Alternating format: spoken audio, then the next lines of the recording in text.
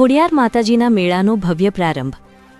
પાટણ જિલ્લાના સમી તાલુકાના વરાણા ખાતે સુપ્રસિદ્ધ ખોડિયાર માતાજીના મેળાનું ઉદ્ઘાટન પાટણ જિલ્લા પ્રભારી અને રાજ્યકક્ષાના મંત્રી શ્રી સ્વરૂપજી ઠાકોરના વરદ હસ્તે કરવામાં આવ્યું। તારીખ 19/1/2026ના રોજ મેળાનો પ્રારંભ રાધનપુર ધારાસભ્ય લવિંગજી ઠાકોર, જિલ્લા પંચાયત પ્રમુખ હેતલબેન ઠાકોર, જિલ્લા ભાજપ પ્રમુખ રમેશભાઈ સિંધવની વિશેષ ઉપસ્થિતિમાં મેળાને ખુલ્લો મુકાયો। મેળાની શરૂઆત આહિર સમાજ દ્વારા માતાજીને ધરાવવામાં આવતી સાનીની પ્રસાદીથી થાય છે। મેળામાં ભક્તો તલ, ગોળ અથવા ખાંડની બનાવેલી સાનીની પ્રસાદી માતાજીને ધરાવે છે। બીજથી મહાસુદ પૂનમ સુધી ચાલનારા આ ધાર્મિક મેળામાં લાખોની સંખ્યામાં ભક્તોના આગમનની આશા છે।